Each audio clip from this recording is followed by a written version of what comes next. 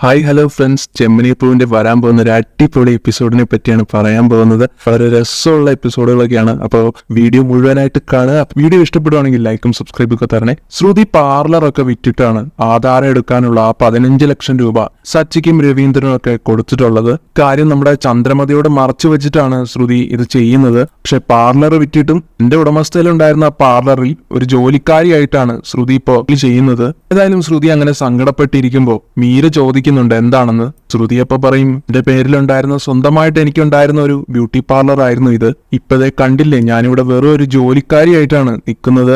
ഏത് നിമിഷവും ഞാൻ പിടിക്കപ്പെടും എന്നുള്ള ഒരു അവസ്ഥയിലാണ് ഇപ്പോ. കള്ളം പറഞ്ഞ് എനിക്ക് മടുത്തു, എല്ലാം അവസാനിപ്പിക്കാനാണ് എനിക്കിപ്പോ തോന്നുന്നത് എന്നൊക്കെ ശ്രുതി പറയുകയാണ് കേട്ടോ മീരയോട്. പക്ഷെ മീര ശ്രുതിയെ സമാധാനിപ്പിക്കുന്നുണ്ട്. ഏതായാലും അങ്ങനെ നിൽക്കുന്ന സമയത്താണ് ശ്രുതിക്ക് ഒരു ഫോൺ വരുന്നത്. അത് വിളിക്കുന്ന മറ്റാരുമല്ല, ചന്ദ്രമതിയാണ്. ചന്ദ്രമതി വിളിച്ചിട്ട് ശ്രുതിയോടായിട്ട് ചോദിക്കുന്നുണ്ട്, നീ എവിടെയാണ്, പാർലറിൽ തന്നെ ഉണ്ടോ എന്ന് ചോദിക്കുമ്പോ ശ്രുതി അപ്പൊ പറയും, ആ അമ്മേ, ഞാൻ പാർലറിൽ തന്നെ ഉണ്ട്. അമ്മ എവിടെയാ?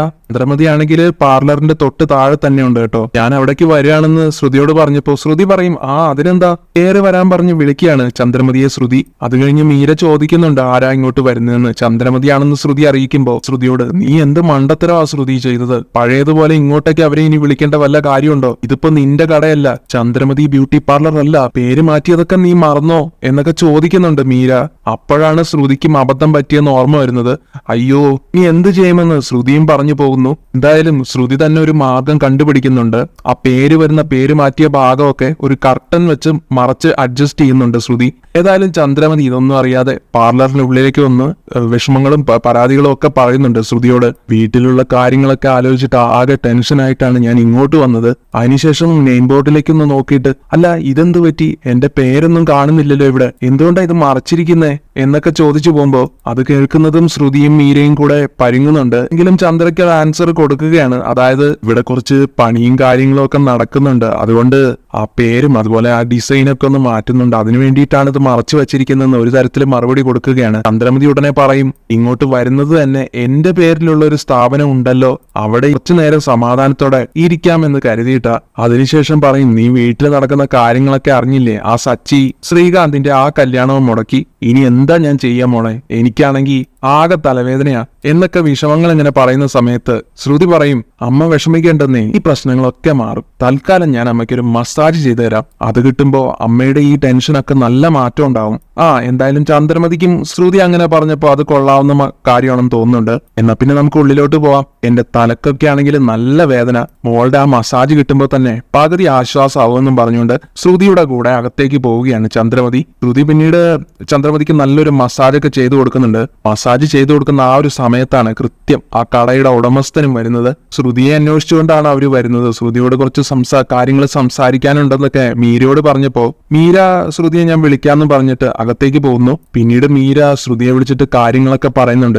നിന്നെ അന്വേഷിച്ച് കടയുടെ ഉടമസ്ഥ വന്നിരിക്കുക, നിന്നെ കാണണമെന്നും എന്തോ അത്യാവശ്യമായിട്ട് സംസാരിക്കണമെന്നൊക്കെയാണ് അവർ പറയുന്നത്. ചന്ദ്രമതി കേൾക്കാതെ മാറി നിന്നുകൊണ്ടാണ് കേട്ടോ ശ്രുതിയും മീരയും കൂടെ സംസാരിക്കുന്നത്. എന്തായാലും ശ്രുതി പിന്നീട് ചന്ദ്രമതിയെ വേറൊരു റൂമിലോട്ട് മാറ്റുകയാണ്. കാരണം ഇപ്പൊ നിൽക്കുന്ന സ്ഥലത്ത് ഇനി കസ്റ്റമേഴ്സ് ഒക്കെ വരും, അതുകൊണ്ട് നമുക്ക് ഉള്ളിലോട്ട് പോകാമെന്ന് പറഞ്ഞുകൊണ്ട് മറ്റൊരു റൂമിലോട്ട് കൊണ്ടുപോകുന്നു. ഇവിടെ ഓണർ ആണെങ്കിൽ ശ്രുതിയെ തന്നെ വെയിറ്റ് ചെയ്തുകൊണ്ടിരിക്കുകയാണ്. ശ്രുതിയാണെങ്കിലും ശ്രുതിയെ കാണുന്നുമില്ല. അപ്പൊ എന്തായാലും അകത്ത് കയറി കാണാമെന്ന് വിചാരിച്ചുകൊണ്ട് ഉള്ളിലോട്ട് പോകുന്ന സമയത്തായിരിക്കും ഓണർക്കൊരു കോള് വരികയും അതുകൊണ്ട് തന്നെ ഓണർ വീണ്ടും പുറത്തേക്ക് കടക്കുകയും ചെയ്യുന്നു. ഏതായാലും ശ്രുതി ചില പണികളൊക്കെ ചെയ്തു വെച്ചിട്ടാണ് പുറത്തോട്ട് പോകുന്നത്. വെള്ളരിക്കയുടെ 2 പീസുകളൊക്കെ എടുത്ത് ചന്ദ്രമതിയുടെ കണ്ണിന് മുകളിൽ വെച്ചിട്ട്, ഇത് നല്ല തണുപ്പായിരിക്കും വെച്ചാ, അതുകൊണ്ട് അമ്മ കുറച്ചു നേരം ഇവിടെ റിലാക്സ്ഡ് ആയിട്ട് ഇരിക്കുമെന്നും പറഞ്ഞുകൊണ്ട് ചന്ദ്രമതിയെ മീരയെ ഏൽപ്പിച്ചിട്ട് അവിടെ നിന്നും പോവുകയാണ് ശ്രുതി. അപ്പൊ ശ്രുതി പോയ കാര്യം ചന്ദ്രമതിക്ക് മനസ്സിലായിട്ടില്ല.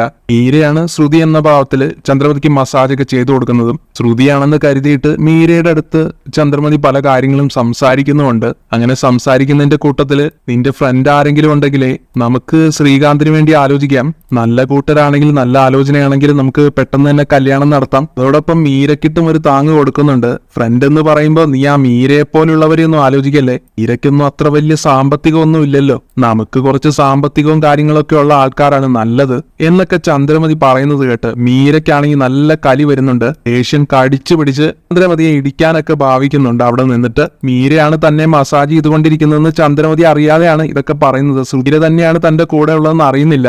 ഏതായാലും ശ്രുതി ഓണറോടൊക്കെ സംസാരിച്ചു കഴിഞ്ഞ് വീണ്ടും ചന്ദ്രമതിയുടെ അടുത്ത് തന്നെ വരുന്നു. പിന്നെ ചന്ദ്രമതിക്ക് മസാജ് ചെയ്ത് കൊടുക്കുന്നത് ശ്രുതി തന്നെയാണ്. ചന്ദ്രമതി ആണെങ്കിലും മസാജ് എല്ലാം കഴിഞ്ഞ് പോകാൻ തുടങ്ങുന്നു. പോകുന്ന സമയത്ത് പറയുന്നുണ്ട് ശ്രുതിയോടായിട്ട്, ഇപ്പോഴാണ് മോളെ എനിക്കൊരു ആശ്വാസമായത്. കാരണം എന്റെ തലവേദനയൊക്കെ മാറി. പിന്നെ മസാജ് ഇടയ്ക്ക് ചെയ്യുമ്പോൾ ഭയങ്കര വേദനയൊക്കെ ഉണ്ടായിരുന്നല്ലോ എന്ന് പറയുമ്പോ, അത് പിന്നെ അമ്മേ പുതിയതായിട്ട് കണ്ടുപിടിച്ച ഒരു മസാജ് ഞാൻ അമ്മയിൽ നടത്തിയതാണ്, അതുകൊണ്ടായിരിക്കും ആ വേദന വന്നത്. ആ ആണോ മോളെ, അങ്ങനെയാണെങ്കിൽ കുഴപ്പമില്ല. പുതിയതായിട്ട് എന്തെങ്കിലുമൊക്കെ കണ്ടുപിടിച്ചാലേ പൈസയും കിട്ടൂ. അതുകൊണ്ട് നിന്റെ മസാജൊക്കെ ഉഗ്രനായിരുന്നു, എനിക്ക് വളരെ ഇഷ്ടപ്പെട്ടു മോളെ എന്നൊക്കെ പറഞ്ഞിട്ടാണ് കേട്ടോ ചന്ദ്രമതി അവിടെ നിന്ന് ഇറങ്ങി പോകുന്നത്. ചന്ദ്രമതി പോയി കഴിയുമ്പോ ശ്രുതിക്ക് ആകെ വിഷമാവുകയാണ്. കാരണം എന്തൊക്കെ കള്ളത്തരങ്ങൾ കാണിക്കണോ ഒന്ന് പിടിച്ചു നിൽക്കാനായിട്ട്. ഇരപ്പ പറയുന്നുണ്ട്, നീ വിഷമിക്കല്ലേ, പിന്നെ നിന്റെ ഈ അമ്മായിയമ്മയുണ്ടല്ലോ, അമ്മായിയമ്മയുടെ കാര്യമൊന്നും ഇനി നീ നോക്കേണ്ട ആവശ്യമൊന്നുമില്ല. ഇനി നീ നിന്റെ ജീവിതം മുന്നോട്ട് കൊണ്ടുപോവാ. അമ്മായിയമ്മയുടെ ജീവിതമൊക്കെ കഴിഞ്ഞു, ഇനി നീയാണ് ജീവിക്കേണ്ടത്. ഈ ശ്രുതിയെയും വിളിച്ചുകൊണ്ട് വേറൊരു വീട്ടിലേക്ക് താമസം മാറാനൊക്കെ മീര ഉപദേശിക്കുമ്പോ എന്നാ ശ്രുതി പറയും, അതൊന്നും കഴിയില്ല, കാരണം എനിക്ക് ഒരുപാട് സഹായങ്ങൾ ചെയ്തു തന്നിട്ടുണ്ട് അമ്മ. പെട്ടെന്ന് ഞാൻ അവരെ ഒഴിവാക്കി എങ്ങനെയാ പോകുന്നേ എന്നൊക്കെ പറയുമ്പോ മീര വീണ്ടും ഉപദേശിക്കുന്നുണ്ട്, അതൊന്നും നീ നോക്കണ്ട, നിന്റെ ജീവിതം ഇനി നീ തന്നെ നോക്കണം.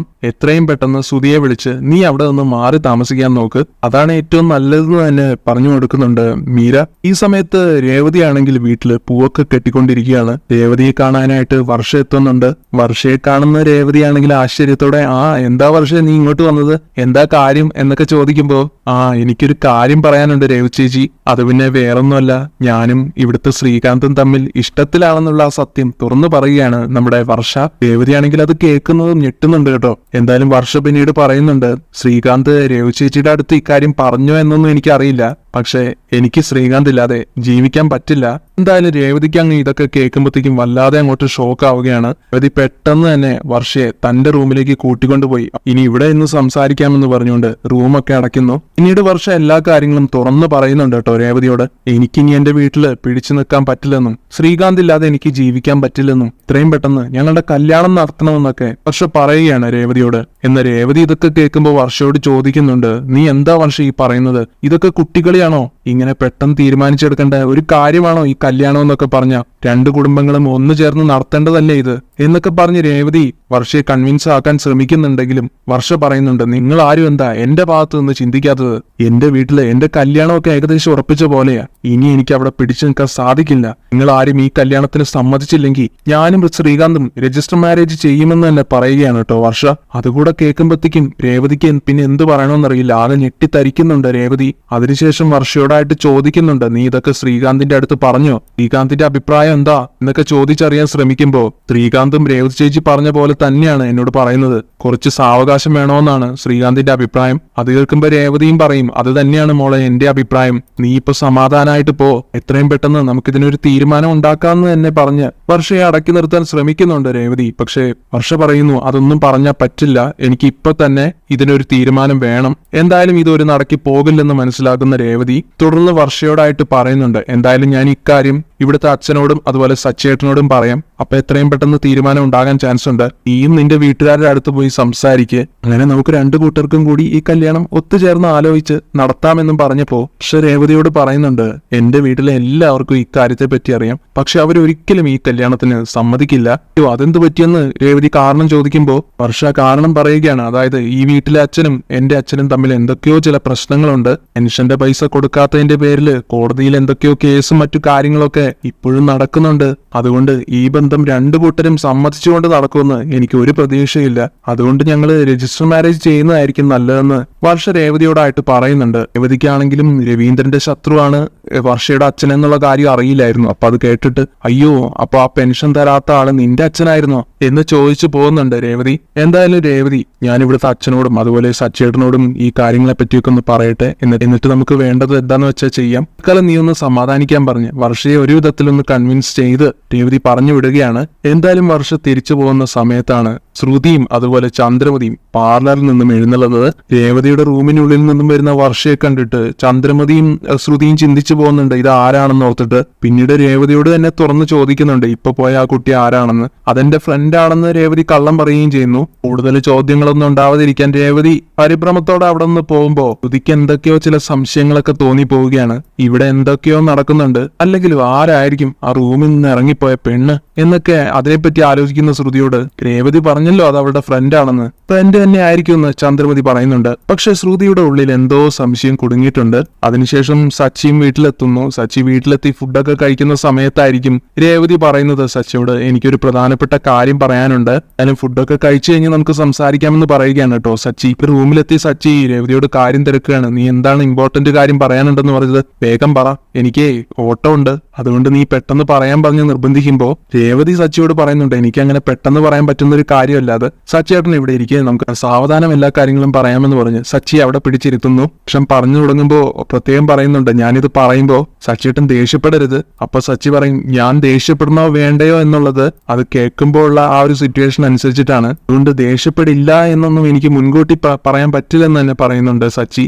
ഏതായാലും വളച്ചുകെട്ടൊന്നുമില്ലാതെ രേവതി കാര്യം തുറന്നു പറയുകയാണ്. അത് പിന്നെ നമ്മുടെ ശ്രീകാന്തിന്റെ കാര്യമാണ്. ശ്രീകാന്തും അന്ന് ഞാൻ പറഞ്ഞില്ലേ പോലീസ് സ്റ്റേഷനിൽ നിന്നും ഇറക്കാൻ സഹായിച്ച ആ ഒരു പെൺകുട്ടിയെ പറ്റി. ഉടനെ സച്ചി ചോദിക്കും അത് വർഷയല്ലേ, അവളെ എനിക്ക് അറിയാലോ, അത് അയാളുടെ മകളല്ലേ, നമ്മുടെ അച്ഛന് പെൻഷൻ തരാതിരിക്കുന്ന അയാളുടെ മകള് എന്ന് സച്ചിയും പറയുകയാണ്. രേവതി അത് സമ്മതിച്ചുകൊണ്ട് പറയും അതെ സച്ചിയേട്ടാ, ആ പെൺകുട്ടി തന്നെ, ആ പെൺകുട്ടി ഇന്ന് ഇവിടേക്ക് വന്നിട്ടുണ്ടായിരുന്നു. ഇത് കേൾക്കുന്നതും സച്ചിക്ക് ദേഷ്യം വരികയാണ്.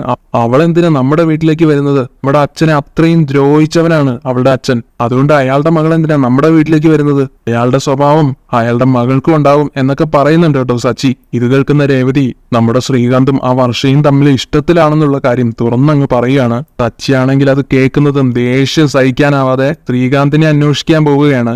അവനെവിടെ, എനിക്ക് അവനെ ഇപ്പൊ കാണണമെന്നൊക്കെ പറഞ്ഞ് പോകാൻ തുടങ്ങുന്നതും രേവതി സച്ചിയെ തടഞ്ഞു നിർത്തിക്കൊണ്ട് ഞാൻ മുഴുവൻ പറയട്ടെ, പറഞ്ഞല്ലോ അവര് തമ്മിൽ ഇഷ്ടത്തിലാണ്, പക്ഷെ വർഷയുടെ വീട്ടുകാർക്ക് ഇതിനോട് യോജിപ്പില്ല, അവര് സമ്മതിച്ചിട്ട് ഈ കല്യാണം ഒരിക്കലും നടക്കില്ല, അതുകൊണ്ട് വർഷ തന്നെയാണ് നമ്മുടെ അടുത്തുകൂടെ ഈ കാര്യം സംസാരിച്ച് എന്താ ചെയ്യേണ്ടതെന്ന് അറിയാൻ വേണ്ടി വന്നത്. സച്ചിയാണെങ്കിൽ ഇതൊക്കെ കേട്ടിട്ട് പറയുന്നുണ്ട് ഞാൻ ഈ കല്യാണത്തിന് ഒരിക്കലും സമ്മതിക്കില്ല, അങ്ങനെ ഒരു ബന്ധം നമ്മുടെ വീട്ടിലേക്ക് വരാൻ ഞാൻ ഒരിക്കലും സമ്മതിക്കില്ല, നമ്മുടെ അച്ഛനെ ബഹുമാനിക്കുന്ന ഒരാളെ മാത്രമേ ഞാൻ ഈ വീട്ടിലേക്ക് കയറ്റാൻ സമ്മതിക്കുള്ളൂ എന്ന് തന്നെ തീർത്തും പറയുകയാണ് സച്ചി രേവതിയോട്.